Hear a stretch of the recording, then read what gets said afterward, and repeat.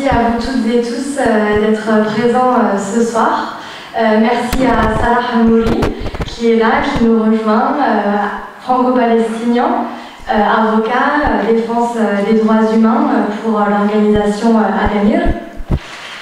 Et également Jean-Claude Samouillet, merci beaucoup, président d'Amnesty International France.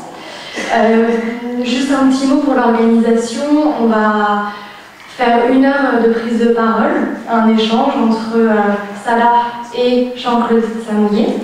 Et ensuite, il y aura des questions-réponses. Et donc, on vous donnera la parole. Je commence par Jean-Claude Samouillet. On vous voit beaucoup sur la scène médiatique en ce moment, notamment pour la publication du rapport d'Amnesty International qui a dénoncé l'apartheid. L'apartheid donc sur la société palestinienne d'Israël. Vous avez publié un rapport, je crois qu'il fait 489 pages. Je ne sais pas si toutes les personnes qui sont présentes ici l'ont lu, mais en tout cas, on en a toutes et tous entendu parler. Est-ce que vous pouvez nous en parler, puisque ça fait plusieurs années que vous avez des équipes de chercheurs, chercheuses, de juristes, d'ONG palestiniennes, israéliennes, mais également internationales, qui ont enquêté juridiquement sur le terrain. Donc voilà, comment ça s'est passé? Eh bien, écoutez, merci de me donner la parole, et puis merci de m'avoir invité à cette soirée. Mais avant de commencer, peut-être j'aimerais avoir une petite pensée pour Narges Mohammadi, qui aujourd'hui a eu le prix Nobel de la paix. C'est une prisonnière, c'est une défenseuse des droits des femmes en Iran, qui est en train de purger une peine de 16 ans de prison qui a été prolongée au mois d'août, et je pense qu'on peut la féliciter parce que c'est un coup de projecteur sur la situation que vivent les femmes iraniennes en Iran, et je tenais à la féliciter, et peut-être qu'on pourrait l'applaudir.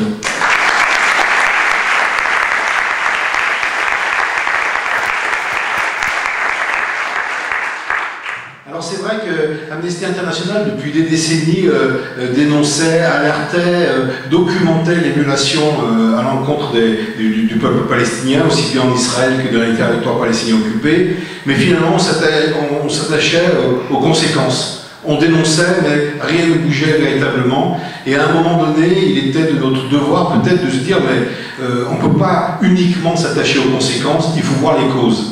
Et donc nous avons engagé un travail de longue haleine. Ça n'a pas été évident de prendre la décision au sein de l'Amnesty International. Nous avons travaillé pendant 4 ans. Nous avons collecté des informations, un maximum d'informations. Nos chercheurs ont lu les rapports qui ont été faits par l'ONU, qui ont été faits par d'autres instances internationales, qui ont été faits par d'autres ONG.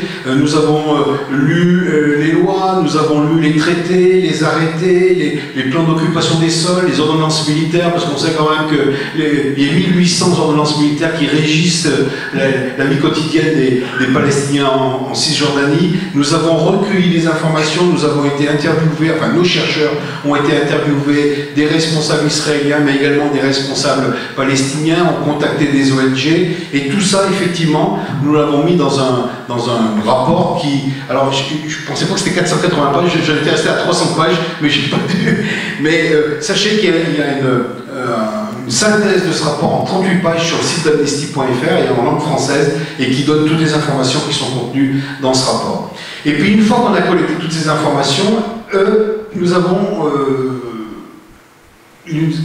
mis en face du droit international, puisque vous savez que l'Amnesty International, son socle, c'est le droit international des droits de l'homme, d'une part, la Déclaration universelle des droits de l'homme et toutes les conventions, finalement, qui en ont découlé. Ça, c'est le premier paquet du droit international des droits de l'homme. Et puis, il y a le deuxième paquet, c'est le droit humanitaire, ce qu'on appelle le droit humanitaire, qui est si mal nommé, parce qu'en fait, c'est le droit de la guerre, et notamment les 4 conventions de Genève, qui régissent notamment les zones qui sont occupées, l'occupation par les forces occupantes par rapport à une population occupée. Donc on s'est basé sur ce droit international pour dire, mais finalement tout ce qu'on a collecté, toutes les informations qu'on a pu recueillir, que nous avons authentifiées, que nous avons croisées, finalement nous permettent de dire, en consultant le droit international et 3 principales conventions. La première convention, c'est la convention de 1965 sur l'éradication de toute forme de discrimination.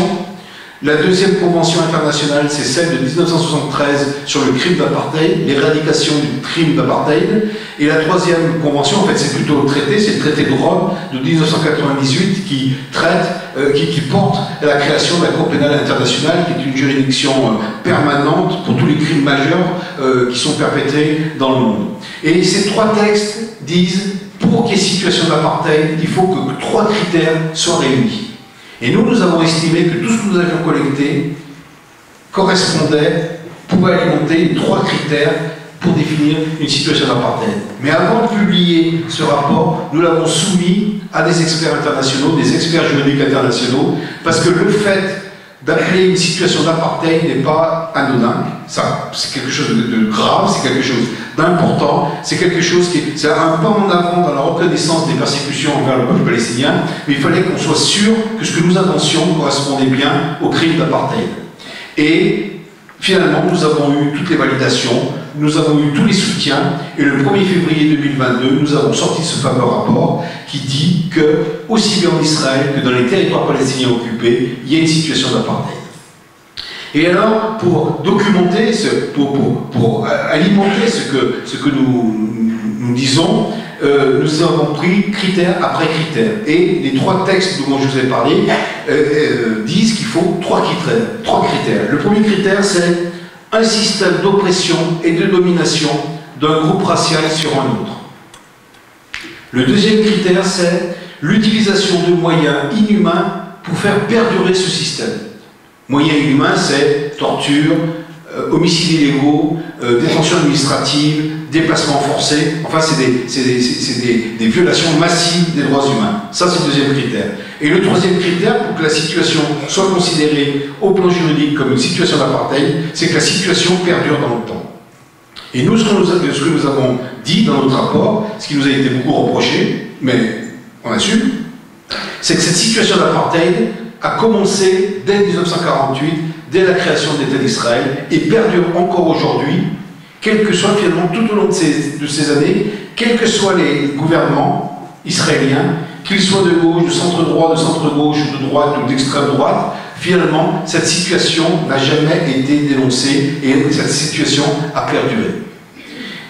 Pour documenter ce système d'oppression et de domination d'un groupe racial sur un autre, nous avons classé tout ce que nous avions pu documenter en trois grandes parties. La première partie, c'est l'oppression. Qu'est-ce qu'on entend par oppression? Qu'est-ce qui nous a permis de dire qu'on était dans une situation d'oppression? C'est d'abord une fragmentation. C'est-à-dire que les autorités israéliennes, le gouvernement israélien, s'est arrangé pour fragmenter le peuple palestinien. Il n'a pas en face de lui un seul peuple palestinien, mais il a une fragmentation de ce peuple palestinien. C'est divisé pour régner. Il y a d'abord une fragmentation territoriale. Les Palestiniens, il y en a qui habitent Gaza, il y en a qui habitent en Cisjordanie, il y en a qui habitent à Jérusalem-Est, il y en a d'autres qui habitent en Israël, et puis enfin il y a tous les réfugiés qui ne peuvent pas rentrer en Israël. Et ces groupes de Palestiniens ne sont pas soumis aux mêmes droits. Certains sont soumis aux droits civils israéliens, en Jérusalem-Est ou en Israël, et les autres sont soumis aux droits militaires israéliens, en Cisjordanie en particulier. Et on sait ce que le droit militaire est au droit. Hein. Enfin, il ne respecte pas les normes reconnues au niveau international pour des procès équitables, pour le droit à la défense, pour le droit à ne pas être torturé, enfin toutes ces choses-là. Donc voilà, toutes les Palestiniens de Cisjordanie sont soumis au droit militaire israélien. Donc fragmentation par le droit d'une part. Et par exemple, les Palestiniens à Gaza ont une carte verte, mais ils ne peuvent pas sortir de Gaza. Ils sont prisonniers à Gaza. Ils ont interdiction de sortir de Gaza. Les Palestiniens qui sont en Cisjordanie ont également une carte verte. Et ils leur font une autorisation militaire pour pouvoir se rendre à Jérusalem-Est ou en Israël. Et ils n'ont ni citoyenneté, aussi bien à Gaza qu'en Cisjordanie, ils n'ont ni citoyenneté ni nationalité. Les Palestiniens qui habitent à Jérusalem-Est ont une carte bleue, ce qui leur permet de se rendre en Cisjordanie et également en Israël. Mais ils n'ont ni citoyenneté ni nationalité. Ils ont une carte de résident permanent.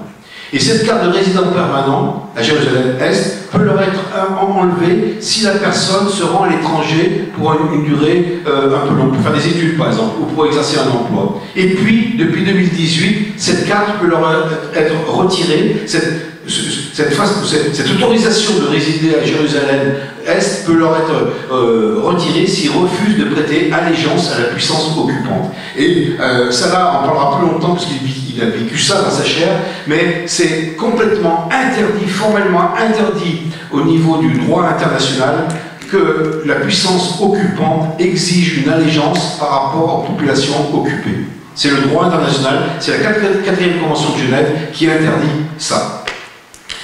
Ça, c'est la fragmentation territoriale et c'est la fragmentation juridique.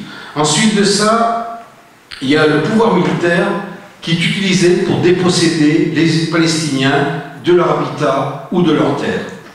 Et on se rend compte, tout au long de l'histoire d'Israël, depuis 1948, que les Palestiniens ont été virés de leur village, on leur a confisqué leur habitation, on leur a confisqué leur terre, dans les territoires palestiniens occupés, mais y compris en Israël, où sous le prétexte d'installer un champ de tir militaire, sous le prétexte de la découverte de sites archéologiques, ou que sais-je encore, des populations bédouines par exemple, dans le Negev, dans le Nakab, sont déplacées de façon forcée pour vivre dans l'insécurité, pour vivre jamais pouvoir s'installer définitivement dans un endroit, pour précariser un peu leur situation. Ensuite de ça, il y a depuis 2000 des entraves au droit à la vie familiale. Là aussi, c'est un droit fondamental. C'est dans les textes, dans tous les textes majeurs, on retrouve ça, le droit à vivre en famille, on retrouve ça dans la Déclaration universelle des droits de l'homme, mais on retrouve ça dans toutes les grandes conventions, dans la Convention sur les droits de l'enfant, par exemple. Et bien, depuis 2000, la loi sur la réunification familiale est interdite. C'est-à-dire qu'on ne peut plus, une personne qui a un conjoint à Gaza, ben ce conjoint ne peut pas le rejoindre en Cisjordanie. Et puis enfin, il y a des restrictions, enfin, toujours dans ce premier bloc sur l'oppression, il y a la restriction du droit de participer à la vie publique. Nous avons documenté le fait que depuis l'origine, depuis 1948, il y a plus de 400 ONG ou associations palestiniennes qui ont été interdites, sous prétexte que c'était des organisations terroristes, mais dans cette région du monde, dès qu'on s'occupe des Palestiniens, même si c'est de façon humanitaire, même si c'est de la formation, même si c'est pour la santé, même si c'est pour l'agriculture, c'est considéré comme étant une organisation terroriste. Et finalement, pas de parti politique, pas d'association, pas d'ONG, et finalement la seule façon pour les Palestiniens de participer à la vie politique, c'est de manifester, et on sait tous comment sont matées ces manifestations, avec des arrestations arbitraires, avec bien souvent qui débouchent sur la torture, parfois sur des détentions administratives, parfois sur des tirs à balles réelles sur les manifestants, et nous sommes abreuvés de ces images où on voit des enfants qui sont tués lors de manifestations, notamment en Cisjordanie. Ça, c'était le premier bloc, le bloc de l'oppression. Le deuxième bloc, c'est la dépossession des terres et des biens. Aucun Palestinien, aucune organisation palestinienne ne fait partie des instances de plan d'occupation des sols. Et en 2020, nous avons documenté le fait qu'il y a un permis de construire qui a été accordé à une famille palestinienne contre 1094 à une famille israélienne. Et du fait que les habitations sont construites, parce qu'il faut bien que les familles palestiniennes puissent habiter, puissent avoir un logement, le fait même que ces habitations n'ont pas de permis de construire peut entraîner leur démolition, bien souvent à la charge de la famille qui l'occupe. C'est-à-dire qu'on est dans un cercle vicieux, dans un cercle complètement pervers, pas de permis de construire, donc je démolis parce que ta maison n'a pas de permis de construire. Et tu n'auras pas de permis de construire. Donc on est vraiment dans un cercle vicieux qui fait que les gens vivent dans la très grande précarité. Nous estimons qu'entre 2013 et 2018, il y a eu 72 798 démolitions d'habitations. Nous estimons qu'aujourd'hui, il y a 50 000 habitations qui sont sous l'épée de Damoclès d'une démolition, ce qui fait 18 démolitions par semaine. Et on retrouve ça également dans le Negev et Nakab, donc dans le sud d'Israël, par rapport à des populations bédouines. Il y a 35 villages qui sont habités par des Bédouins, qui représentent à peu près 60 000 habitants, ces villages n'ont pas d'existence légale, ne sont pas reconnus par les autorités israéliennes, et donc il n'y a pas de voirie, pas de ramassage d'ordures, enfin, pas d'électricité, et ces villages peuvent être rasés du jour au lendemain. Et voilà la situation un petit peu, y compris donc en Israël même. Et quand on parle de dépossession des terres, on ne peut pas non plus ne pas parler des colonies. Hein. Donc il faut savoir qu'en 2018, d'abord il faut savoir que la colonie, c'est un crime de guerre, au regard du droit international. Et en 2018, la loi fondamentale d'Israël a fait de la colonisation une valeur nationale. C'est-à-dire qu'on est face à un gouvernement qui érige en valeur nationale un crime de guerre. Et ça, véritablement, c'est la synthèse, c'est le symbole de cette situation d'apartheid. Alors aujourd'hui, il y a à peu près 500 colonies qui sont installées en Cisjordanie. Le territoire est complètement mité, ça rompt la continuité territoriale des Palestiniens. Il y a à peu près 500 000 colons, et il y a encore une volonté de développer encore ces colonies, de grignoter le terrain, d'occuper le terrain sous des prétextes les plus fallacieux en fait. Hein. À une époque, la justification des colonies, c'était sur des hauts lieux publics. Mais quand on se rend compte que quand on prend la carte des colonies et qu'on la colle sur la carte des sources, on se rend compte que les colonies sont créées pour contrôler l'eau en Cisjordanie. Donc voilà la véritable situation. Et puis le troisième bloc, toujours pour illustrer ce système de domination et d'oppression, c'est l'étouffement économique. Alors on sait qu'on ne peut pas se développer économiquement si pour se rendre sur le lieu de son travail, pour se rendre à l'école ou pour se rendre sur son champ, il faut qu'on passe un checkpoint. Un checkpoint qui, sur décision administrative, sur décision militaire plutôt, peut être fermé des heures durant, et sans qu'on puisse en connaître la raison, et sans qu'on puisse faire un recours administratif contre ces fermetures abusives. Donc, impossibilité pour, ne serait-ce que ça, de se développer sur le plan économique. Appropriation des ressources naturelles, du sous-sol, des richesses du sous-sol par les colons et par les autorités israéliennes. Accaparement de l'eau, comme je viens de vous dire. Moi, je m'étais rendu dans un village à peu près une vingtaine de kilomètres de Ramallah, c'était le village de Nabi Saleh. Et bien Nabi Saleh, sa source avait été détournée pour alimenter la colonie juive qui venait de s'installer. C'est un village d'agriculteurs et d'éleveurs, donc plus d'eau, plus de ressources, plus de moyens de faire pousser quoi que ce soit, plus de moyens de faire paître, d'abreuver le bétail. Donc c'est un village de poussière qui n'a que 10 heures d'eau par semaine. Alors un chiffre peut-être pour expliquer cet accaparement de l'eau, c'est qu'un Palestinien les chiffres que je vais vous donner, c'est la consommation d'eau par personne et par jour. Un Palestinien en Cisjordanie consomme 70 litres d'eau, tout compris, divisé par le nombre de Palestiniens.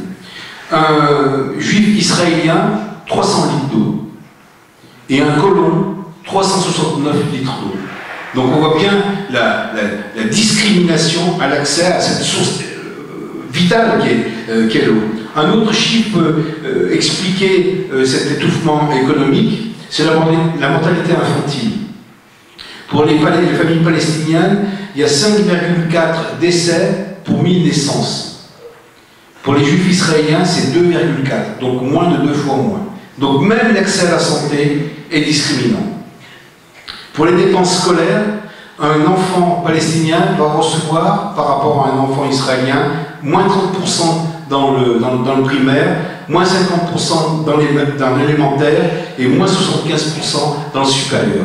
Même le droit à l'éducation, qui est un droit fondamental, est discriminé. Il y a discrimination. Et enfin, une autre illustration de cet étouffement économique, c'est à Gaza. À Gaza, où 35% de la terre est inaccessible aux Gazaouis et où 85% de la mer est inaccessible aux Gazaouis. Ce qui est vraiment, ça c'est vraiment le symbole de l'apartheid, parce qu'on pourrait se dire les Gazaouis peuvent vivre de la mer, parce que bon, on a vu leur situation, ils devraient pouvoir vivre de la pêche, et bien 85% des zones de pêche leur sont interdites par les autorités israéliennes. Ça, c'est le premier bloc, hein, c'était le premier point, c'était le premier critère, le critère de la domination et de l'oppression d'un groupe racial sur un autre. Maintenant, le deuxième critère, c'est l'emploi de moyens inhumains pour faire continuer pour faire perdurer cette situation. Donc, qu'est-ce qu'on peut collecter? On peut parler des détentions arbitraires. Hein, aujourd'hui, je reprends tes chiffres, ça va, mais il y a 5200 personnes, prisonniers politiques palestiniens, dont 1420 sont en détention administrative. Alors, c'est quoi une détention administrative? Une détention administrative, c'est une décision de police ou une décision militaire qui vous met en prison sans inculpation, sans jugement, sans accès à la défense, pour une période de 1 à 6 mois, mais 6 mois renouvelables. C'est-à-dire qu'il y a des personnes, et il y en a à cette table, qui ont fait plusieurs périodes consécutives de détention administrative en dehors de toute légalité. En dehors de, c'est vraiment une décision politique, c'est une décision de police. Et c'est vraiment... c'est nier le droit à la défense, c'est nier le droit à la justice la plus minimum. C'est les cas de torture. C'est les cas de torture, ça vous en parlera longuement. La torture est utilisée de façon fréquente, aussi bien physique que psychique, et aussi bien sur les enfants que sur les majeurs. C'est les homicides illégaux. Alors, un homicide illégal, c'est un homicide qui est perpétré sans, je dirais, comme ça, de fait, sans... si vous voulez, en droit international, on peut... vous allez me dire, c'est bizarre quand même, ce terme, qu'est-ce qu'un homicide légal? Un homicide légal, c'est un homicide, on peut tuer une personne pour se défendre ou pour défendre une autre personne. Alors que là, ce sont des homicides illégaux, c'est-à-dire que c'est pour mater les manifestations, par exemple, eh bien, il y a des tirs à balles réelles, ou l'utilisation d'armes dites à létalité réduite, mais qui en fait utilisées de telle façon qu'elles peuvent entraîner la mort. Par exemple, l'utilisation de matraques à pointe doit correspondre, il y a certaines exigences pour utiliser ce type d'armes à létalité réduite. On ne peut pas frapper quelqu'un qui est à terre, on ne peut pas frapper sur les parties sensibles du corps, on ne peut pas frapper quelqu'un en droit international, on ne peut pas frapper quelqu'un qui n'use pas de violence. Et de même que le gaz lacrymogène, on ne peut pas viser quelqu'un avec une grenade lacrymogène, on ne peut pas utiliser de gaz lacrymogène quand les gens ne peuvent pas s'enfuir. Par exemple, on ne peut pas cumuler l'utilisation de NAS, c'est-à-dire enfermer les gens dans un espace et lancer des grenades lacrymogènes, ce qui est couramment fait pour maintenir les manifestations, notamment en Cisjordanie. Pardon? À Bordeaux aussi. À Bordeaux aussi, oui. Oui, tout ce qu'on a connu à l'époque des Gilets jaunes et tout ce qu'on a connu à l'époque des manifestations contre la réforme des retraites sont complètement illégales. Ouais. C'est une utilisation disproportionnée des forces de police. Pour maintenir également ce système, c'est malgré tous les cas de torture répertoriés, malgré les homicides illégaux qui sont répertoriés, c'est la plus grande impunité qui règne. C'est-à-dire, à notre connaissance, aucun soldat, aucun officier, aucun commandant responsable de l'armée n'a été poursuivi pour ces crimes qui sont des crimes de guerre, ni plus ni moins. Il y a un autre, pour maintenir ce système aussi, c'est le non-retour, le non-droit au retour des réfugiés. Tous les juifs du monde entier peuvent venir s'installer en Israël, mais les Palestiniens, les réfugiés palestiniens n'ont pas droit au retour. Encore un exemple de discrimination. Il y a une loi aussi sur laquelle on revient souvent, qui pour nous est peut-être un cran supplémentaire dans ce système qui existe depuis le début, c'est la loi de l'État-nation, qui fait que Israël est l'État des Juifs et exclusivement des Juifs, et qui porte un certain nombre de mesures, notamment que seul l'hébreu est langue nationale, seuls les Juifs israéliens ont la nationalité, les Palestiniens israéliens ont la citoyenneté mais n'ont pas la nationalité. la loi, le devoir d'allégeance, c'est-à-dire que même en Israël, un Palestinien qui ne fait pas allégeance au gouvernement, enfin, à Israël pourrait se voir retirer la citoyenneté. Et l'interdiction, ce qui entrave complètement le travail des députés palestiniens qui sont à la Knesset, c'est on ne peut pas remettre en cause le concept d'Israël État pour le peuple juif. Et dès qu'on s'occupe d'améliorer la situation des Palestiniens, on peut se heurter à ce concept en disant vous demandez des choses qui remettent en cause le statut d'Israël comme étant la nation du peuple juif et uniquement du peuple juif. Donc finalement, l'activité politique, même des parlementaires palestiniens, est complètement entravée parce qu'ils ne peuvent pas s'exprimer et défendre le droit des personnes qui les ont élus.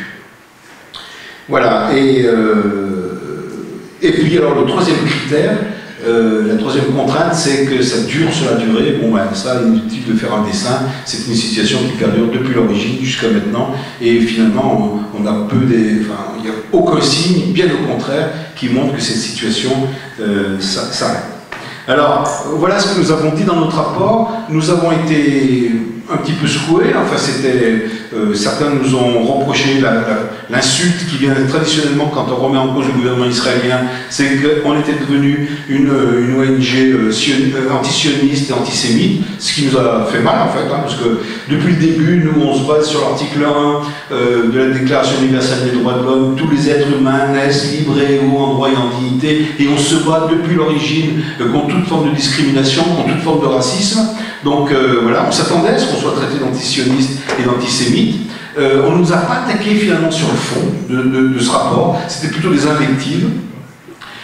Finalement, voilà. Et puis, nous, ce que nous demandons donc au gouvernement, alors on a dans notre stratégie, on a deux grandes activités. La première activité, c'est un petit peu ce qu'on fait ce soir, souvent avec Salah, mais parfois tout seul, c'est de sensibiliser le plus grand nombre possible à la situation et les convaincre que la situation d'apartheid en Israël et dans les territoires palestiniens occupés est quelque chose qu'on ne peut pas supporter, quelque chose qu'il faut combattre. Donc depuis la sortie du rapport, on est à peu près à 80 interventions, un petit peu partout en France. On a été relativement bien reçus par le public. Parfois on a eu des interdictions de salles, ce que de mémoire d'Amnesty, tout au moins en France, on n'avait jamais connu. Hein, il y a eu 10 interdictions de salles, bien sûr 48 heures avant, pour bien être sûr que... Et là, je voudrais saluer, alors je ne sais pas s'ils sont là, mais je voudrais saluer les militants qui ont toujours trouvé des solutions alternatives pour que les conférences aient pu tenir. Et nous, ce que nous demandons, alors depuis la sortie des rapports, on a rencontré le nouvel ambassadeur de France en Israël, on a rencontré le nouvel consul général de Jérusalem, on leur a expliqué la situation, on a rencontré le directeur des droits humains, du service des droits humains de l'OLP, on lui a expliqué la situation, et bon voilà, on continue, et nos exigences, nos demandes par rapport au gouvernement, c'est qu'on travaille, qu'on ait une loi au niveau français et au niveau européen sur l'interdiction de commercialiser les produits issus des colonies. La deuxième chose qu'on demande au gouvernement français, c'est une transparence absolue sur les ventes d'armes en Israël et sur les ventes de biens à double usage, c'est-à-dire des biens civils qui peuvent être détournés et qui peuvent être utilisés pour violer les droits humains. C'est tout ce qui concerne notamment le matériel de surveillance numérique, de surveillance ciblée ou de cybersurveillance. Nous demandons également au réseau diplomatique français qu'il participe à la résolution qui sera prise à la prochaine Assemblée Générale des Nations Unies de réactiver le comité contre l'apartheid, contre le crime d'apartheid, au moins qu'il ne s'oppose pas à la réactivation de ce comité, et si possible qu'il pousse pour la réactivation, parce que si l'ONU reconnaît la situation d'apartheid, là on aura vraiment fait un grand pas en avant, parce qu'aujourd'hui ça reste quand même que les ONG qui en parlent, certains hommes politiques à titre individuel en parlent, mais tout notre travail, ça serait qu'un maximum d'États reconnaissent cette situation, et l'ONU, ça serait encore mieux. Et puis nous demandons également au corps diplomatique français qui soutiennent diplomatiquement et financièrement les ONG de la société civile palestinienne, puisque finalement il n'y a que ces ONG, ces associations qui défendent les droits des Palestiniens, donc il nous semble que la France devrait participer à ce soutien de la société civile. Voilà, je vous remercie.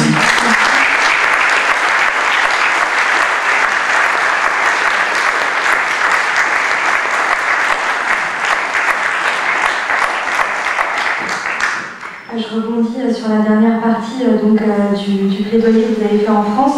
Vous avez sorti, Amnesty International a publié une tribune dans Le Monde en mai dernier pour demander à la France et à Emmanuel Macron d'agir pour la reconnaissance du crime d'apartheid avec d'autres organisations de défense des droits humains. Comment ça a été reçu? Alors, mal. À part, je dis les choses, hein. Nous, vous savez, nous on n'est pas partisans, nous on a de compte à rendre à aucun parti, on est indépendant, on est jaloux de notre indépendance, on veut vraiment ne pas dépendre de telle ou telle chapelle, mais force est de constater que LFI et le PC ont voté la résolution reconnaissant la situation d'apartheid à l'exclusion de tous les autres partis en France. Donc voilà, il faut dire les choses telles qu'elles sont. Notre travail, ce serait que le maximum de partis politiques et que le Parlement reconnaisse cette situation. Aujourd'hui, on est moins du compte et on s'est félicité de la résolution du député Lecoq au printemps. Il y a une résolution a été déposée au Sénat par une sénatrice EELV pour l'interdiction, qui vise à interdire le commerce avec les produits des colonies. On ne sait pas si cette résolution sera soumise au vote. Toutes ces initiatives vont dans le bon sens. On est encore loin du compte, mais on sent quand même que cette notion d'apartheid, qui est si importante pour nous, parce que l'apartheid, c'est un crime contre l'humanité. Et on sait que dans l'échelle des crimes majeurs au niveau international, il y a le crime de guerre, il y a le crime contre l'humanité qui est une systématisation, généralisation, organisation des crimes de guerre, et il y a le crime de génocide. Et quand on dit que le crime d'apartheid est un crime contre l'humanité, ça veut dire que la justice internationale pourrait poursuivre les dirigeants d'Israël. Donc ce n'est pas encore le cas, mais un jour il va falloir que ces personnes rendent des comptes devant la justice internationale. Et merci pour Amnesty International pour le fait que ce débat se porte en France, d'un débat démocratique qui sera très constructif et qui aura d'autant plus d'impact les années à venir. On l'espère. Grâce à vous. Merci. Merci Jean-Claude Samouillet pour ces mots, pour ces chiffres. On constate le travail qui a été fait au nom d'Amnesty International. Derrière le mot apartheid, on peut traduire l'expulsion, destruction de villages, les bédouins dans le désert du Negev. On a parlé également du contrôle des ressources des Palestiniens par Israël, la liberté de circulation, et on a également parlé de 400 ONG palestiniennes qui étaient interdites. Comme je vous l'ai dit en début, Salah Mouri, il est avocat franco-palestinien à l'association Adamir pour la défense des prisonniers palestiniens. On a dit qu'il y en avait à environ 5000 en détention administrative. Comment ça se passe? Comment ça se traduit de manière sensible et sur le terrain? Merci. Bonsoir à toutes et à tous.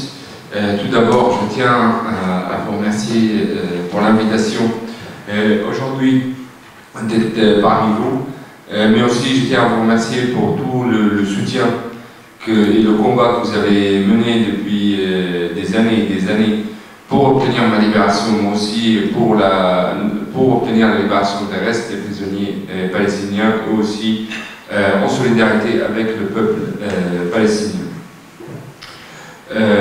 Aujourd'hui, ça fait 10 mois que je suis déporté depuis la Palestine, depuis le 18 décembre l'année dernière.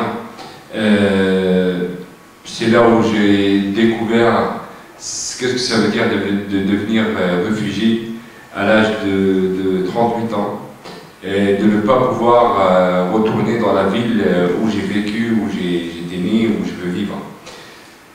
Moi, je suis né à Jérusalem. Mon père est palestinien, ma mère est française. Le statut, comme Jean-Claude l'a dit, le statut de palestinien de Jérusalem, il est un peu spécial. Les gens à la naissance, ils n'ont pas de nationalité. Ils ont un statut de résidence qui s'appelle la carte de résidence permanente, mais ils n'ont pas de nationalité. Ils ont considéré en termes de nationalité ni israélienne ni palestinienne. Moi, comme ma mère elle est française, j'ai la nationalité française. Mais ce statut de Jérusalem, qui est spécial aussi, il est utilisé comme moyen de pression sur la population de Jérusalem. Les Israéliens qui ne cachent pas leur plan de vider la ville qui était occupée sur deux parties, 48-67. 48, la partie 48 qui était totalement déracinée, les massacres qui sont connus, que ce soit Deir Yassin, Lefta ou d'autres massacres où il n'y a plus de population, il n'y a plus de villages, il n'y a plus de villes palestiniennes, ils étaient tous détruits. Et à le côté 67 qui était occupé en 1967, du côté est, c'est là où la population, la majorité de la population est restée dans la ville. Les Israéliens qui dès le début de leur occupation de la ville, ils avaient un seul plan, c'est d'avoir une majorité israélienne, une minorité arabe à Jérusalem. Aujourd'hui, c'est déclaré clairement dans un plan politique israélien qu'en 2030, ils veulent avoir une majorité israélienne de 70% et une minorité arabe de 32%.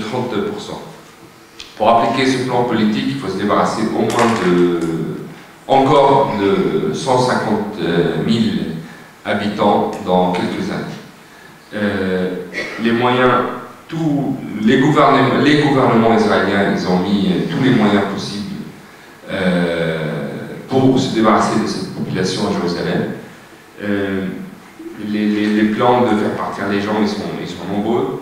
Que ce soit la destruction quotidienne des maisons, les confiscations des terres et des maisons, la construction du mur entre 2004 et 2009-2010, qui a fait sortir déjà au moins 100 000 habitants de la zone géographique de Jérusalem. Il y a les projets coloniaux qui continuent à être construits. Il y a la deuxième partie du tramway qui est planifié pour les années qui viennent. 2028, il y a le projet du téléphérique, un téléphérique qui va unir les deux côtés de la ville, est et ouest, mais surtout que ce projet colonial, il va confisquer tous les restes des terres qui restent autour de la vieille ville pour l'installation du projet. Il y a les décisions des destructions de quartiers entiers, par exemple, on a deux quartiers connus, le quartier de Sheikh Jarrah à Jérusalem qui était le déclencheur à cause de ça, à cause de l'essai de le détruire en 2021, c'était le déclencheur de la guerre de 2021. Il y a aussi le quartier de Al-Boustan. Al-Boustan, c'est un quartier où il y a 1000 habitants attachés à la vieille ville de Jérusalem, où les Israéliens prétendent aujourd'hui qu'à la place de ce quartier, il y a 3000 ans, il y avait le jardin de David. Alors ils veulent raser le quartier pour reconstruire le jardin de David, parce qu'il y a 3000 ans, David sortait de la vieille ville pour prendre son café à la place du quartier. Mais ça, on sait que c'est la mentalité coloniale qui utilise tout prétexte pour essayer de faire partir les gens. Il y a la question des lois. Comme c'était dit, 2018, il y avait une accélération des lois racistes et des lois très très dangereuses. Il y a une loi qui s'appelle le défaut d'allégeance, qui était à l'époque spéciale pour les gens de Jérusalem. Le défaut d'allégeance, c'est une loi qui a été faite par le Parlement israélien, qui a donné le droit au ministre de l'Intérieur israélien de revoquer la carte de résidence, dans laquelle j'en ai expliqué, des Palestiniens de Jérusalem. Déjà, on n'a pas à faire allégeance à la force occupante. Cet défaut d'allégeance, ce pouvoir qui a été donné au ministre de l'Intérieur, il est basé sur un dossier de sécurité secret. On ne sait pas pourquoi on révoque la résidence des gens de Jérusalem. Moi, par exemple, j'étais pas, ni moi ni mes avocats, on était confrontés par le manque de preuves. Pourquoi ils ont voulu révoquer ma carte de résidence à l'époque, quand ça a commencé en 2001. Sur la base de cette loi de défaut d'allégeance, on était 11 Palestiniens de Jérusalem à être visés, 4 anciens députés, ou 4 députés, qui étaient élus à Jérusalem. Eux, ils étaient pris en force, leur résidence a été enlevée, ils étaient envoyés en force dans les territoires de l'autorité palestinienne. Depuis, ils vivent dans une situation de l'apartheid totale où ils n'ont plus de papiers, ils n'ont plus de carte de résidence, ils n'ont plus de nationalité, ils sont sans papiers chez eux, ils n'ont pas le droit de circuler, ils n'ont même pas le droit de voyager, ni même de sortir de la ville elle-même de Ramallah.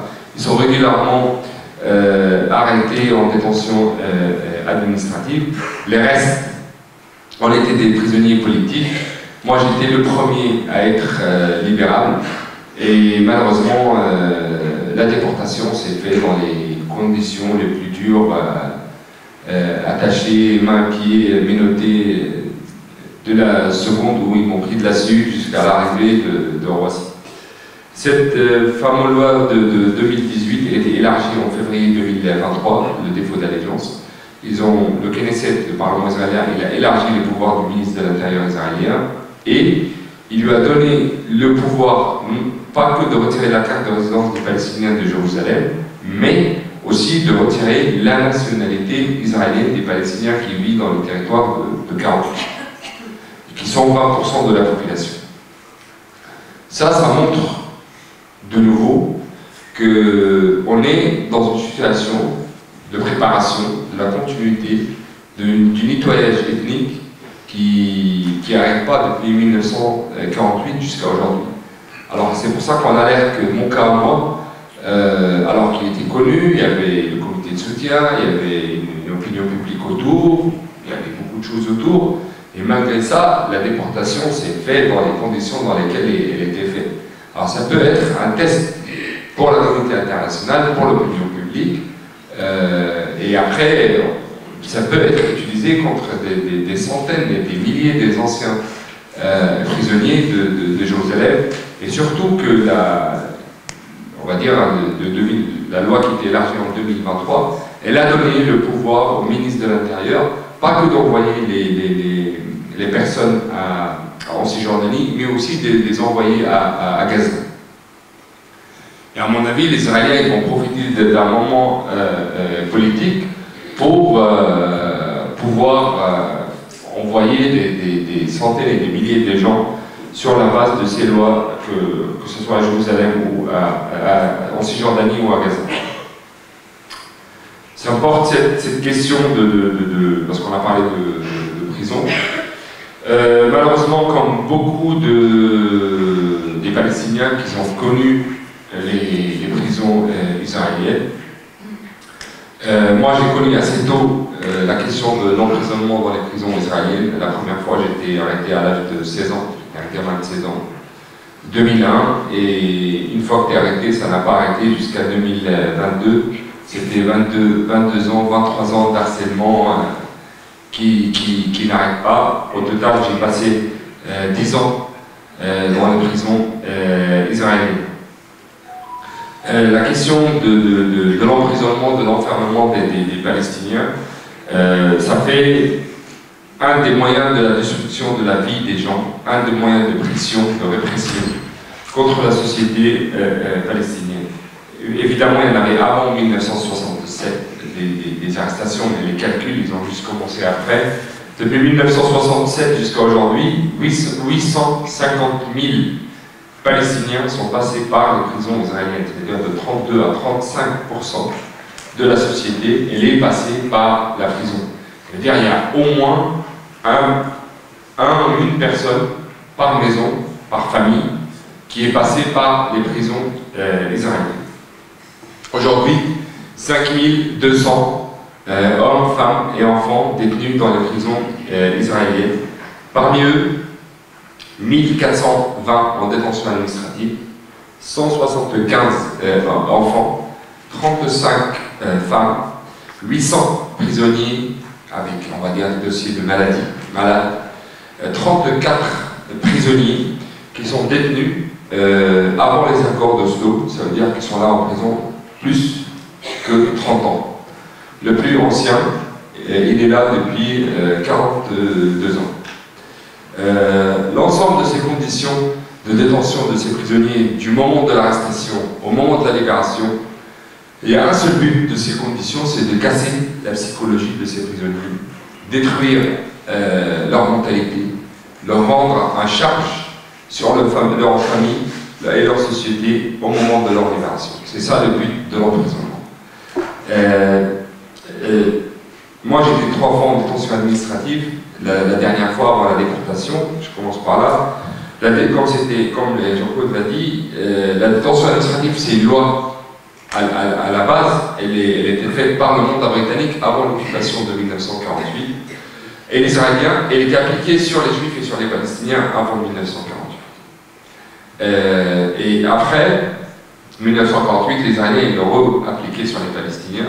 C'est un ordre militaire qui permet à l'armée israélienne d'arrêter n'importe quel Palestinien pour une durée entre 1 mois et 6 mois. Cette période sont renouvelables. Ça veut dire que tu peux recevoir plusieurs ordres militaires qui peuvent passer des mois et des années en détention administrative. Pour un Palestinien, d'un seul coup, de suite, en détention administrative, c'est un prisonnier de Jénine qui a fait 8 ans de suite en détention administrative. C'est un dossier, cet ordre militaire qui est basé sur un dossier de sécurité secrète. Moi, je l'ai vécu en tant qu'avocat, mais aussi en tant que prisonnier. Tu ne peux pas savoir pourquoi tu es en prison. Ce dossier de sécurité secret reste secret entre le procureur militaire et le juge militaire. Aucune information est donnée aux avocats, par exemple. Il n'y a pas de défense, il n'y a pas de preuve, il n'y a pas de tribunal, il n'y a pas de jugement, rien. C'est un renseignement qui décide le moment de l'arrestation et le moment de la libération. Ce chiffre de 1420, c'est le chiffre le plus haut depuis 2004. Parmi les 1420, il y a 20 enfants, des enfants de l'âge de 12, 13, 14 ans jusqu'à l'âge de 18 ans, et il y a 3 femmes en détention administrative. L'immense utilisation de cette façon d'arrêter les gens, la détention administrative, c'est juste pour la destruction systématique des vies des gens. Parce que des fois, elle est utilisée dans les moments les plus pires des vies des gens. Juste ce matin, c'est arrivé ce matin, qu'il y a un marié que je connais, il était avec moi en prison il y a longtemps, et son mariage il est ce soir. Ce soir, il est le mariage. Ce matin, il s'est fait arrêter. Et il a reçu 4 mois de détention administrative. Direct. Le jour de son mariage, ils l'ont arrêté, ils lui ont donné un ordre de 4 mois de détention administrative. Et alors, cette utilisation de cette façon, elle est juste pour la destruction de la vie des gens. Après la occupation de la Cisjordanie de 2002, il y a des gens qui ont passé plus que 13 et 14 et 15 ans en détention administrative. On les met en prison de 3 ans, on les libère en quelques mois, 60 jours, même des... Moi je connais un, entre chaque détention, il passe exactement 50 jours en liberté. 50 jours, 2-3 ans de détention administrative, 50 jours à l'extérieur, et ça continue depuis au moins 2002, 2003, et aujourd'hui ils se trouvent en prison. Les enfants, il y a aussi la question des enfants. Les enfants, il y a 175 enfants détenus dans les prisons israéliennes, des enfants de l'âge de 12, 13, 14 ans. Moi, malheureusement, la première arrestation, j'avais 16 ans. J'ai bien vécu, qu'est-ce que ça veut dire d'être enfant dans les prisons israéliennes. Ou par exemple, à l'âge de 16 ans, tout ce qui est arrestation, dans des conditions très difficiles, ils ont envahi la maison, fouillé, cassé, arrêté devant les parents, ramené au centre d'interrogatoire, dans un centre d'interrogatoire, où j'étais obligé de rester 2 mois isolé dans une petite pièce de 2 à 3 mètres, des murs grises, une petite lampe jaune, un petit trou dans le sol qui était les toilettes, un matelas, une couverture, où j'étais 2 mois enfermé dans cette cellule. Ils me prenaient pour des longues interrogatoires, ils arrivent des fois à 22-23 heures d'interrogatoire, après ils te remettent dans la cellule, et ça a continué pendant 2 mois d'interrogatoire intensif. Aujourd'hui, les enfants qui se trouvent dans des conditions difficiles, et des fois plus difficiles que les adultes, ils sont jugés dans les mêmes tribunaux militaires illégaux que les prisonniers adultes. Israël, qui prétend avoir signé la Convention des droits des enfants, elle refuse jusqu'à aujourd'hui d'établir un tribunal spécial pour les enfants. Et la majorité des droits de ces enfants sont bafoués, sont confisqués par l'administration de prison. Les enfants, ils peuvent passer des mois et des années incarcérés sans avoir le moindre de possibilité de continuer leurs études pendant les années d'arrestation.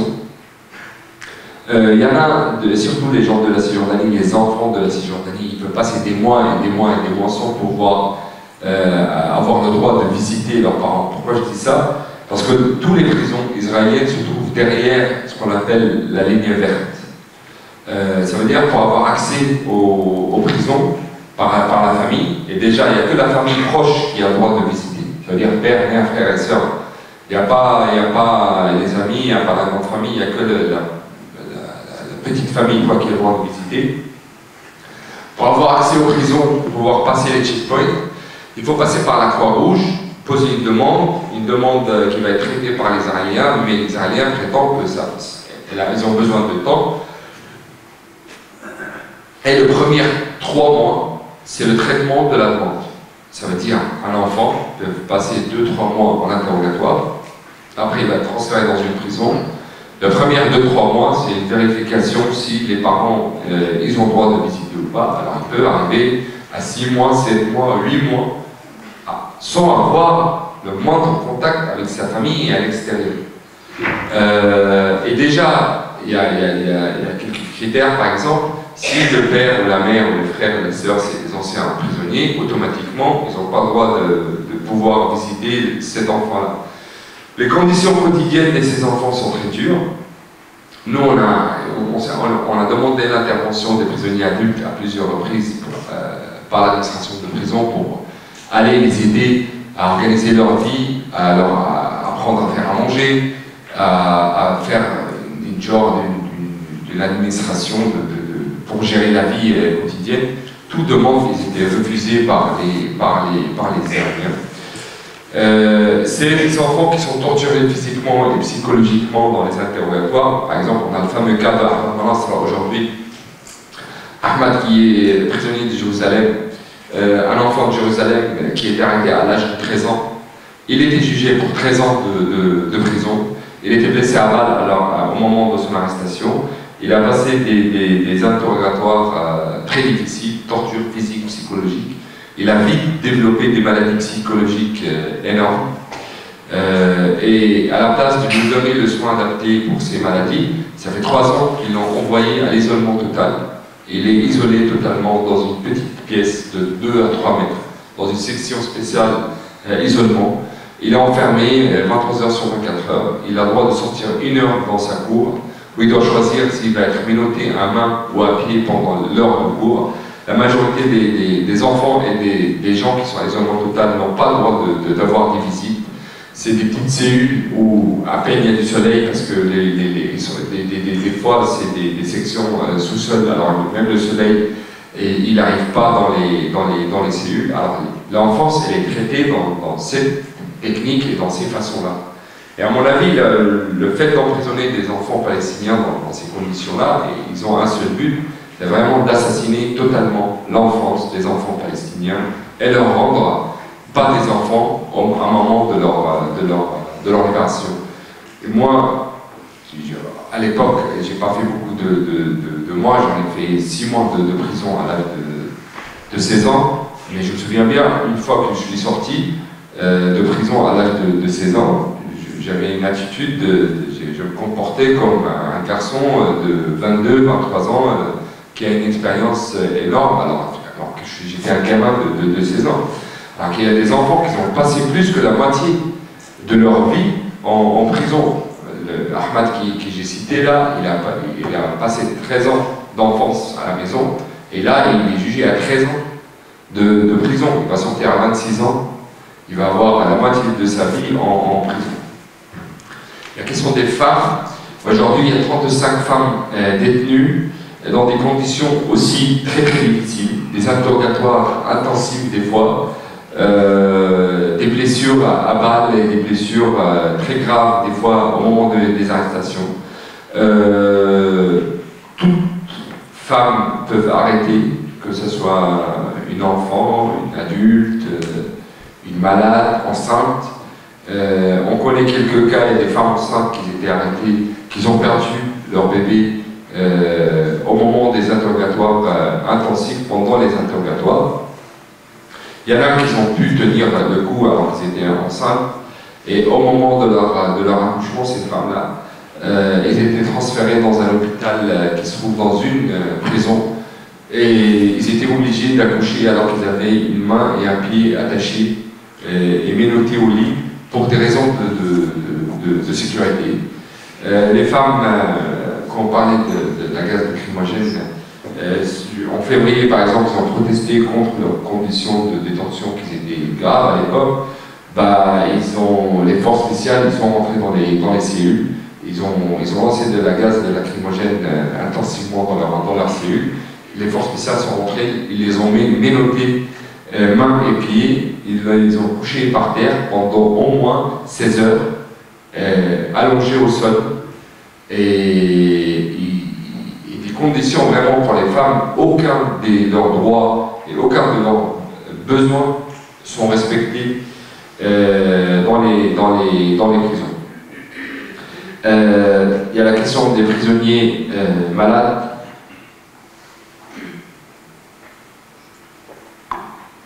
Aujourd'hui, il y a 800 prisonniers palestiniens malades des différentes maladies. Mais il y a ce qu'on appelle, au moins nous les prisonniers, il y a cette négligence médicale systématisée, qui est un des moyens de torture dans les prisons, qui est fait par l'administration de prison. Déjà, au début de n'importe quelle maladie, c'est l'aspirine pour n'importe quelle maladie. Alors que si la maladie est grave ou pas grave, si elle est grave, déjà elle a beaucoup approfondi pendant les mois et les semaines où tu vis sur l'aspirine pour la calmer. Je me souviens bien, par exemple, quand on était dans la prison de Negev, c'est une prison qui se trouve vers les frontières égyptiennes en plein désert. On était 1800 détenus. On était venus dans 3 façons différentes. Il y en a qui étaient dans des cellules, il y en a qui étaient dans des caravanes à 4, et nous on était dans une section où il y avait des tentes. On était détenus dans des tentes, et tout autour des murs, des grandes tentes, on était 21 par tente. Pour l'ensemble de 1600 prisonniers, on avait le droit pour un docteur et un dentiste. Alors va voir le docteur ou le dentiste qui va gérer la vie de 1600 personnes. Alors qu'il y a un tiers d'eux, c'est des anciens prisonniers avec des maladies, il y a des vieux, il y a des gens avec des besoins spéciaux, on va dire, il y a des aveugles. Alors tu peux attendre des fois 1 semaine, 2 semaines, 3 semaines pour avoir accès au docteur. Une fois, ici par exemple, il va conseiller que tu dois aller à l'hôpital, un hôpital qui s'appelle l'hôpital de Ramleh, c'est dans une prison, un hôpital dans une prison, où il y a 40 à 50 lits, places on va dire, mais il y a déjà 20 à 30 personnes qui ne peuvent pas sortir de l'hôpital, qui sont là-bas à vie. Tant qu'ils sont en prison, ils vont rester à l'hôpital pour des raisons de santé. Alors il y a 10, 15, 20 places pour l'ensemble de 5200 prisonniers. Des fois, tu peux attendre des années pour te faire opérer.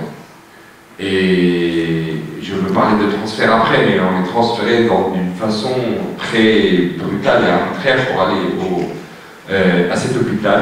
Cette négligence médicale et d'autres raisons, ils ont fait 260 prisonniers morts dans les prisons israéliennes depuis 1977.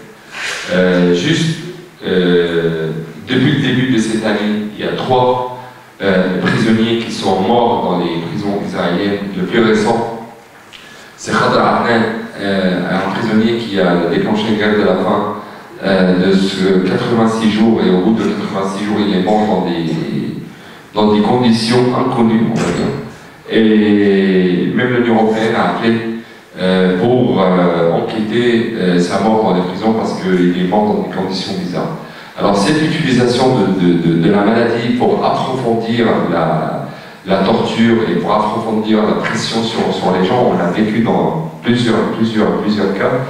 Moi, par exemple, je me souviens bien d'un ami à nous, en 2008, on était en prison de Gilboa, un ancien prisonnier à l'époque, qui était jugé à 25 ans, il avait passé 23 ans en prison. Au bout de sa 23e année, ils ont découvert qu'il a une maladie de cancer. Bon, il a un statut spécial, il est druze du plateau du Golan occupé, il est syrien. C'est un statut... bon, après certaines négociations, il est allé se faire opérer, il s'est fait opérer. Une fois qu'il est rentré en prison, sous le conseil du docteur de prison, qui a dit c'est pas la peine qu'il meure en prison, ce cas-là. Pour d'autres, pourquoi pas, mais ce cas, on n'a pas un intérêt qu'il meure ici, parce qu'il va mourir au bout de 6 mois, c'est mieux de le libérer. Un tribunal, il a remis sa tête, il était libéré. Au bout d'1 an, parce qu'il a reçu les soins adaptés pour sa maladie, il n'était pas mort. Le même tribunal s'est réuni pour essayer de le remettre en prison parce que les calculs des docteurs n'étaient pas les bons. Bon, il n'a pas tardé à mourir, il était mort après 2 ans. Mais c'est dans cette mentalité que la vie des gens est traitée. Et malheureusement, le plus inhumain, difficile et qu'on ne peut pas imaginer, c'est que la mort ne finit pas la torture. Parce que les Israéliens, ils gardent les corps morts des prisonniers morts dans les prisons israéliennes jusqu'à la fin de leur détention. Il y a ce qu'on appelle des cimetières à numéros. Dans la seule démocratie, dans le Proche-Orient, ça existe des cimetières à numéros, où on prend les prisonniers morts, on les enterre, on attend leur libération, on va choisir le bon moment pour leur libération. Et il y en a qui ne sont pas jugés, alors tu ne sais pas à quel moment ils vont être libérés, ces corps morts. Le plus ancien détenu mort aujourd'hui, il monte aux années 83, où les Israéliens refusent de rendre son corps à sa famille.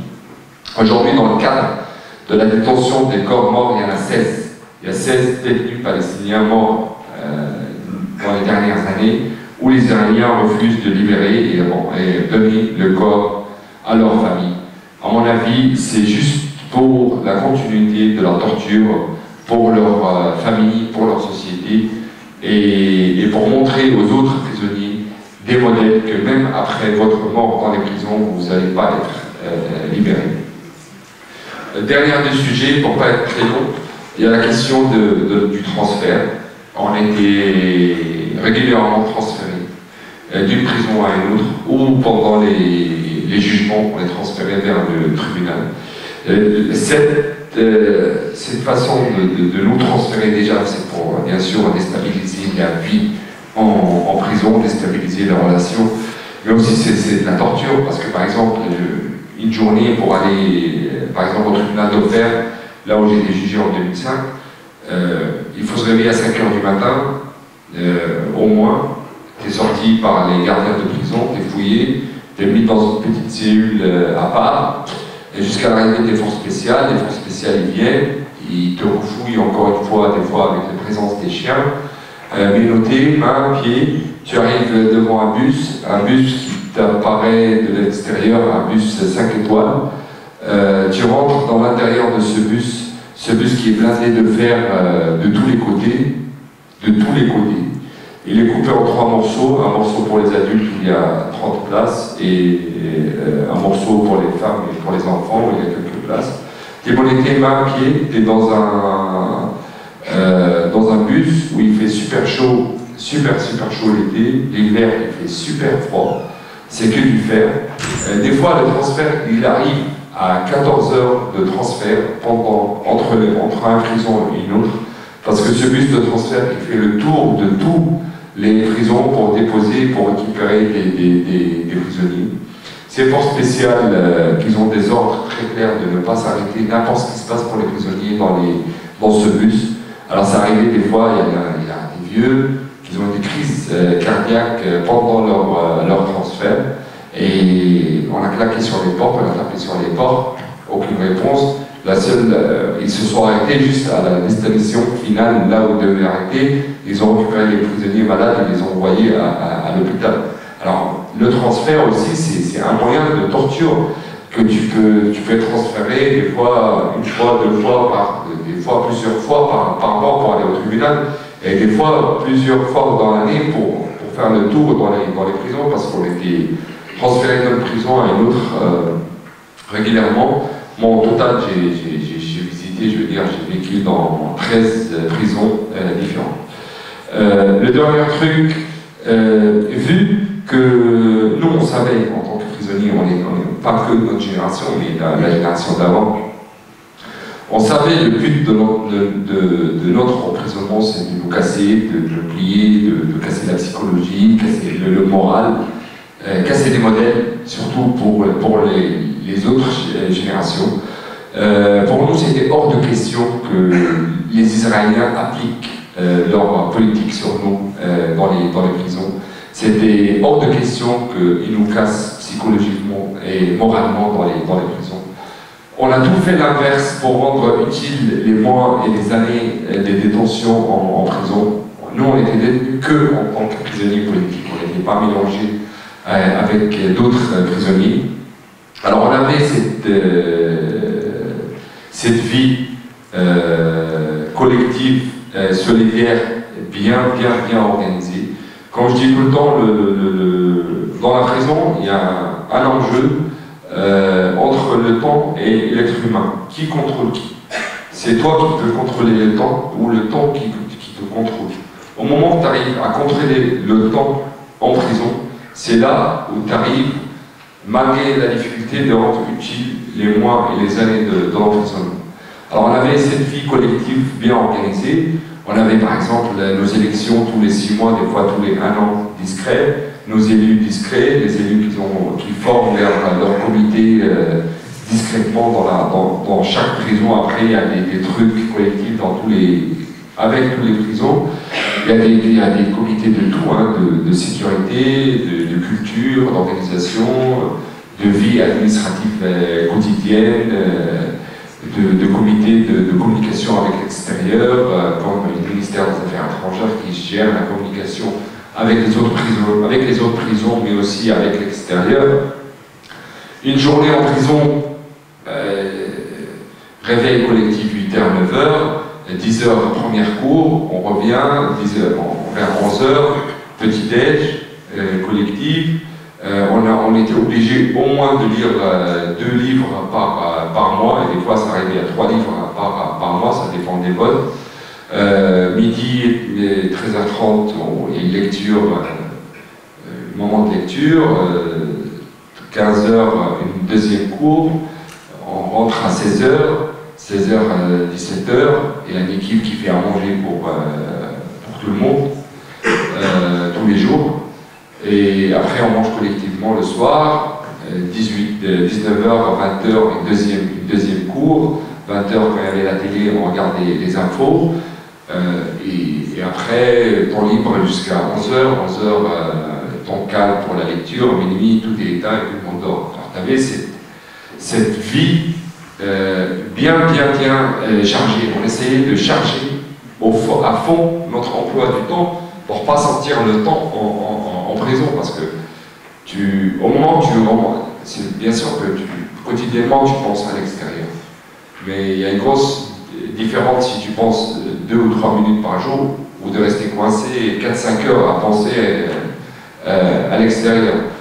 On avait des cours de tout. Je sais que certains se demandent la question. On avait des questions de cours de tout. Ça dépend, on était avec qui. Il y avait des anciens prisonniers qui sont formés depuis des années, ils nous donnaient des cours, chacun sa spécialité. Quand on avait des gens spéciaux, parce que dans la prison tu peux trouver de tout, des profs de fac, des profs des écoles, des ouvriers, de tout. Alors il y a toutes les spécialités qui sont là. Par exemple, on avait un journaliste qui est connu, qui nous a donné des cours de journalisme pendant quelques temps. Moi, je donnais des cours de français à certains qui ont voulu apprendre le français, je leur faisais des cours de français.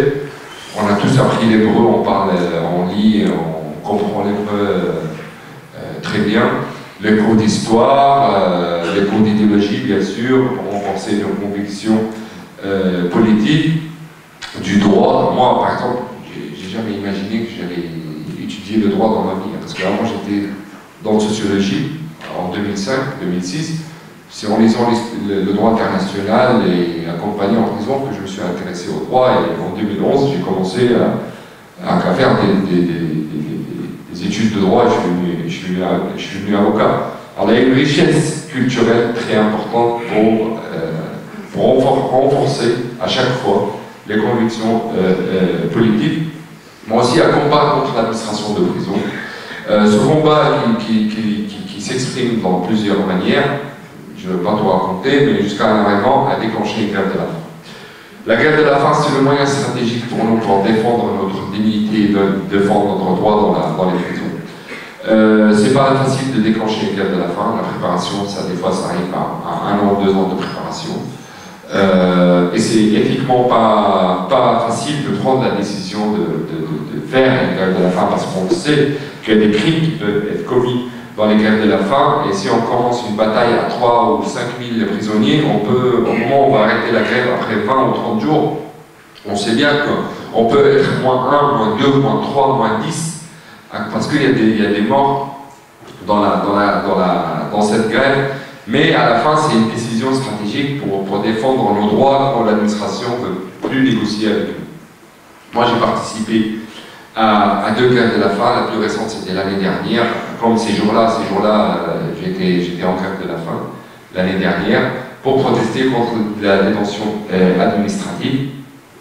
Au moment où j'ai déclenché la grève de la faim avec d'autres, moi j'étais pris et mis à l'isolement total dans une pièce de 2 mètres carrés, 3 mètres carrés, où il y a un petit lit attaché au sol, un petit matelas. Devant le lit, il y a un petit mur et derrière il y a les toilettes. Une caméra installée 24 heures sur 24 heures sur ma tête. Il n'y avait pas de douche, il fallait demander l'autorisation pour la douche. Tous mes biens, ils étaient confisqués, j'avais droit juste à un changement. Le sel qui est important pour la santé des grévistes, il était aussi confisqué. Des pressions quotidiennes pour essayer de casser la volonté de la grève. Par exemple, le corps, après, je sais pas, 5-6 jours, tu ne peux plus dormir comme un être humain normal à cause de la fatigue et des douleurs. Tu peux à peine dormir 4-5 heures par jour. Alors, avec la caméra, la nuit, quand au moment qu'ils voient que tu n'as plus d'endormir, 1 heure, 2 heures après, ils viennent, ils ouvrent la porte et ils te réveillent. Déjà, il n'y a pas de fenêtre, il n'y a rien, il n'y a pas de soleil pendant tout l'isolement, pendant toute la grève, il n'y a pas de circulation, tu restes allongé sur le lit. Ils viennent la nuit, ils te réveillent et t'obligent à sortir pour fouiller la chambre, la cellule qui est déjà vide, juste pour mettre la pression et te réveiller. Le lendemain, ils viennent avec un autre prétexte, ils ouvrent la porte, ils te réveillent pour te proposer le menu à manger, genre ce soir, on peut te ramener un burger si tu veux, ou le truc que tu aimes plus, on peut te le chercher même à l'extérieur de la prison, juste pour mettre la pression. Ça nous est arrivé en 2011, on était en grève, on était isolés collectivement dans une section, on va dire, où il y a la cour et tout autour c'est des cellules. Au bout de 10-11 jours de grève de la faim, les gardiens ils sont venus, sur les fenêtres des portes, ils ont installé des grands ventilateurs, ils ont démarré les ventilateurs, on se demandait pourquoi. 10 minutes après, ils ont fait rentrer des prisonniers des droits communs et israéliens avec leur barbecue. Ils ont commencé à faire leur barbecue derrière les ventilateurs pour pousser l'odeur de l'oignon grillé et la viande à rentrer dans les cellules pour essayer de nous obliger à manger. C'était arrivé aussi une seule fois dans les années 80 où il y avait une grève de la faim et il y avait une décision politique d'arrêter cette grève. La façon de ce directeur de prison, il a pris en force 3 prisonniers, il les a attachés chacun sur un lit. La méthode, c'est de faire entrer un tube qui passe par le nez, qui arrive à l'estomac, et c'était de renverser du lait dans le tube, comme ça il va déclarer que les prisonniers ils ont mangé. Mais malheureusement, avec 2 de ces prisonniers, le tube n'est pas allé dans l'estomac, il est allé dans les poumons. Ils ont renversé du lait dans les poumons et les 2 prisonniers ils étaient morts sur place. Alors vraiment, il y a des crimes qui peuvent être commis pendant la grève de la faim. C'est pour ça que quand il y a une grève de la faim collective, on appelle à une solidarité urgente pour essayer de pousser les Israéliens à négocier au plus vite avec ces prisonniers. Je ne veux pas être plus long que ça, surtout que moi, comme je l'ai dit à l'aéroport, à mon arrivée, que pour moi, la Palestine, c'est une cause et c'est pas la géographie. Je porterai cette cause et je défendrai cette cause là où je serai. Pour moi, 20 ans d'harcèlement, d'emprisonnement, d'expulsion de ma famille n'ont pas arrêté mon combat. Aujourd'hui, la déportation, pour moi, c'est clair qu'elle ne va pas arrêter mon engagement pour le droit du Palestinien, pour le droit de retour, pour le droit de la résistance palestinienne. Je pense qu'aujourd'hui, en France, ici, on a un rôle énorme et un rôle très important à jouer, le mouvement de solidarité. Ici en France, c'est un des moyens de la résistance palestinienne, il faut le reconnaître à ce niveau-là. C'est un élément très très important pour les Palestiniens. On a un rôle ici en France et des missions qu'on est obligé de le faire, que les Palestiniens ne peuvent pas le faire depuis les territoires occupés. C'est au fond de cette injustice qui s'appelle la prison qu'on a bien appris qu'il n'y a pas une occupation qui reste jusqu'à la fin.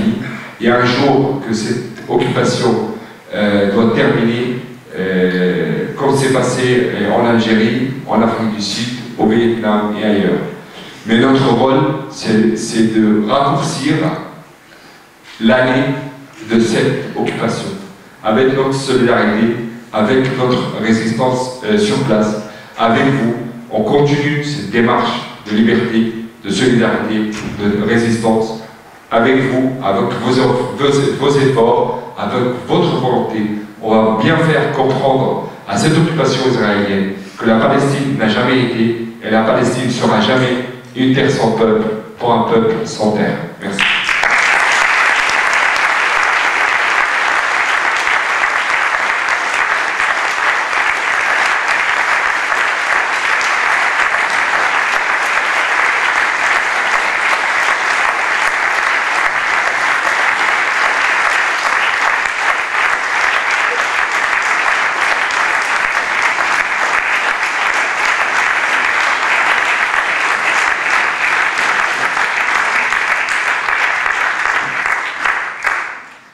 Merci beaucoup, Salah Hamouri. On a beaucoup parlé de négligence médicale, de torture psychologique.